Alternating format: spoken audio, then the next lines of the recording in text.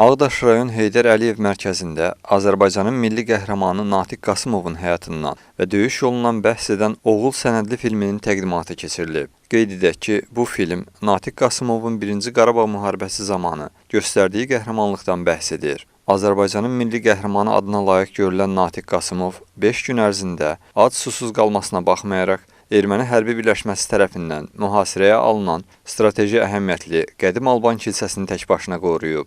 Lakin xain ermənilərin Xocaldan olan əsirləri öldürməklə təhdid etməsi səbəbindən o, Azərbaycan bayrağını da əlinə alaraq təslim olub. Filmdə Natiqin dindirilmə zamanı düşmən qarşısında mərd dayanması və itkin düşməsində günahkarların kimlər olduğu faktlarla nümayiş etdirilir. Natiq Qasımov haqqında kitabın redaktoru İnqilab Şirinbəyli, Natiq Qasımovun qardaşı Nofəl Qasımov və başqaları təqdimat mərasimindən öncə çıxış edərək qəhrəman haqqındakı düşüncələrini bölüşüb, onun fədakarlığının gənc nəsillərə nümunə olacağını vurğulayıblar. Ardınca filmə ictimai baxış keçirilib.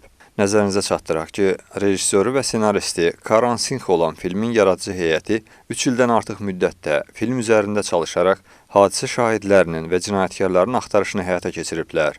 Oğul filminin premyerası 2021-ci ildə Vaşinqtonda bütün dünyada vətəndaş hüquqlarının və insan azadlıqlarının pozulmasına həsr olunan Whistler Blower film festivalında baş tutub.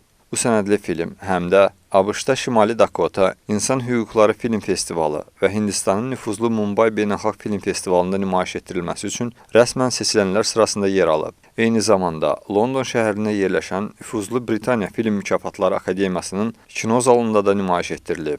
Son olaraq nəzərinizə çatdıraq ki, Azərbaycanın milli qəhrəmanı Natiq Qasımovun fədakarlığından bəhs edən bu həyəcanlı və kədərli Oğul adlı sənədli filmi YouTube vasitəsilə də izləmək mümkündür. Elgiz Mahmudov, Faiq Kərimov, Ağdaş.